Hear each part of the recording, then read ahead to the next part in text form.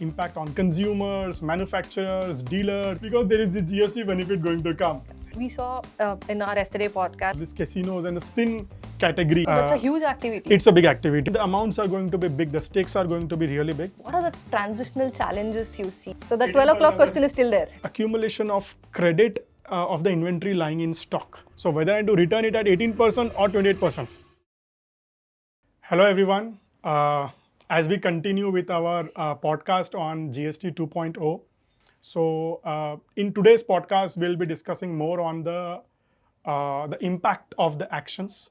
What is the impact on consumers, manufacturers, dealers in the entire supply chain, and more specifically, what specific actions that the businesses would have to take now to deal with this entire change. Joining with me is Nandini, my partner. So Nandini, welcome back for this podcast. Firstly, I would want to ask Nandini, is that let's talk about consumers first, Okay.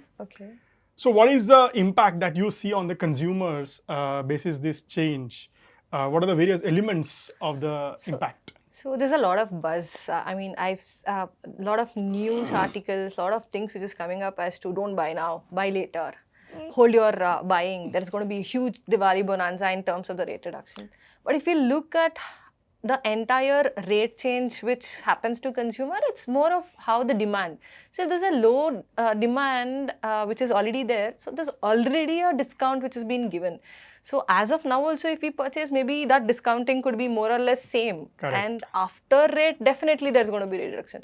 So maybe as a consumer, it is going to be a break even considering the low demand which is happening. So what I'm trying to say is that because of all these kiosks, the manufacturers are coming forward and giving a better discounts to see that eventually it's neck same. Yeah, exactly. In fact, the entire sale started on Independence Day, and I think from that onwards, the entire... I'll give you an anecdote. There was a friend of mine, I was discussing with him.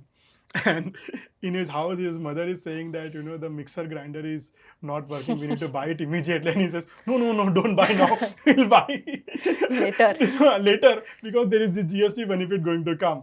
I think, we should not look at such small buy, at least, with so minutely. And and broadly, FMCG goods, if we see, definitely I'm not going to stop eating for this period. I'm going to have a consumption. Correct. So that is it's not more going on to the change consumer it. durables where the decision making is going to be a bit of an impact.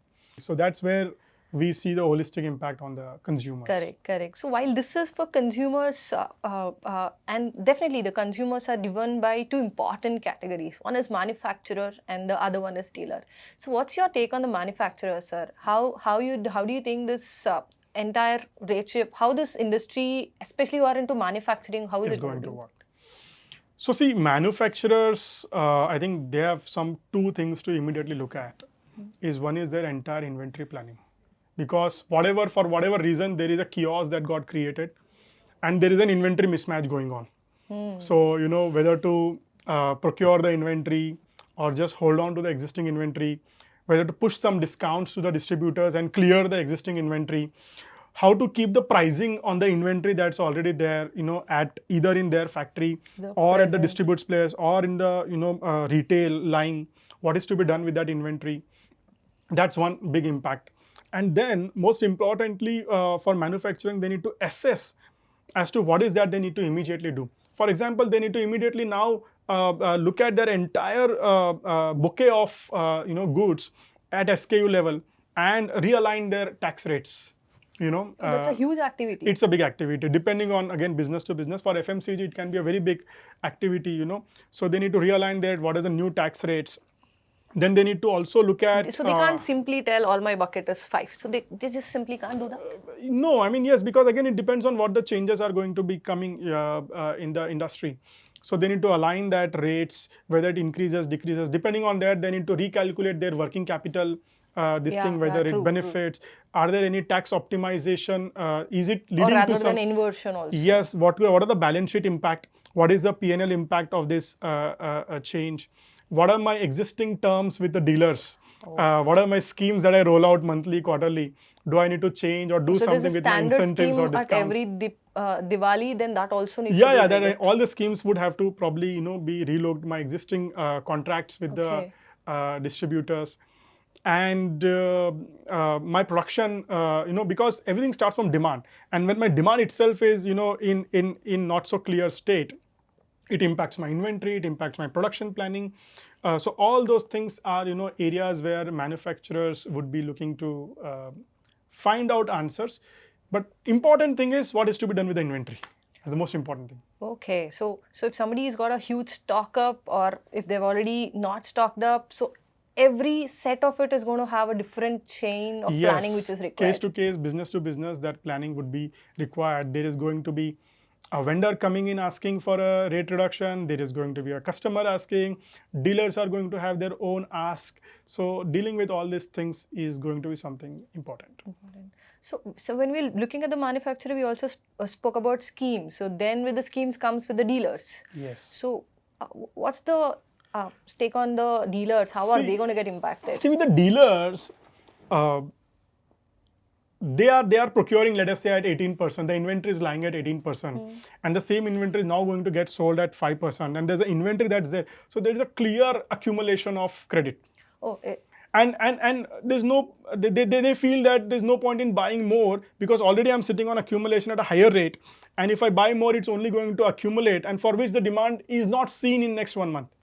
So dealers are taking a call of, holding the entire buy call, which is there. So that's an impact on dealer. They need to probably, go back to the manufacturers and revisit all the things.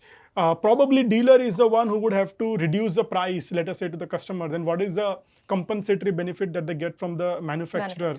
Yes, so one big impact for the dealer is whether there is an accumulation of credit at the end of dealer is going to be very, very critical aspect, especially dealers who are, let us say, exclusive dealers. Exclusive dealers, there may be a situation of a permanent so there's going to bubble which can be created. There may be a creation of bubble over there. Yeah. So that's one impact I'm seeing at the dealers end. Dealers level. Okay. Yes. So benefit needs to be reached to the benefit has to be passed on to the end consumer. So what's wiser for businesses is to really assess what is the benefit that they're getting, pass on the benefit to the consumer, and focus on increasing the volumes or consumption or innovation, I would say, should be the aspect. Yes. Okay. So when we talk about this entire chain, sir, I as a consumer, a manufacturer, a dealer, of course it has to be taken care. When we speak about all these things, so the next question for me is, what are the transitional challenges you see? Is there anything which is upfront, which is visible today? What rate of tax is to be applied, for my goods in transit? That's an important thing, so whether it has to be 18%, 28%, whether it is 12 o'clock. If it is 12:01 in the midnight, it will be 18, So the 12 o'clock question is still there. Yes, and then another thing is, what are my Incoterms? Either it is ex-factory or CIF. Of course, I feel in GST that may not make a big difference. Because for the but goods. Yes, that aspect can come is, what if my transaction is bill to ship to or bill from ship from, and the other leg of that transaction, the second leg of that transaction, yes, because the material is already moved. Yeah. But the second leg billing is happening now. In that. There are a lot of confusions around what happens to a return of goods. Let us say if I've supplied the goods at 28%, and if that particular goods are returning, so whether I need to, and then the new rate is 18%. So whether I need to return it at 18% or 28%. That's a very big industry question mark. Strictly speaking, legal interpretation, it has to be at what is the original rate, which is 28%. What is the opposite way? Say if the rate was 5 and anything moved to 8. Yes, so that's wrong, right? I mean, I've paid 5 rupees GST. In the return, I'll reverse 18%. Government would not accept that particular thing. So yes, so legal interpretation, section 14, it should be at the same rate, original rate. And then if that is the case for return, then what happens to the debit notes? Let us say I've given an additional rate change, debit note or some credit note for a scheme or an incentive with GST, let us say, then what rate do I apply? So these are some transitional challenges, that businesses would have to deal with. And as we go into sector level, there can be many more, as we go down in detail. Right. So you have anything which, for you as a closing remark today? As a taxpayer, I would always want my taxes to come down. But having said that, personally, I felt it's a great initiative and it's a big move that the government has done. So I would also like to know your closing remarks about this entire thing. So I would look at this also as an opportunity. Everybody has to look at it as to, be it a consumer increasing the consumption, be it a manufacturer, working capital being decreased, or maybe structures can be made around it. So there's a benefit, or this has to be taken up as an opportunity. And together, I think this reform is going to be impactful, and from a developing to a developed nation is the way forward, at least for India. Is I think you have made a very impactful point. What you're saying is that government has done their bit. It's now for the businesses to do their bit and be tax compliant. And we all look at Atmanirbhar Bharat and our, I would say, aim or vision of Vikasit Bharat of 2047. I get goosebumps when I say this. But yes, a Vikasit Bharat of 2047 we aim to achieve towards. Yeah, a lot of things are aligning, and we hope together we have to do it as a nation. Yes. So yeah, with this, in this podcast, we try to cover our take on GST 2.0. The next generation GST. The next generation GST. You may name it anything, but yes, it's a transformational thing, and we hope it has added value to all the listeners. Thank you. Thank you, sir. Thank you all.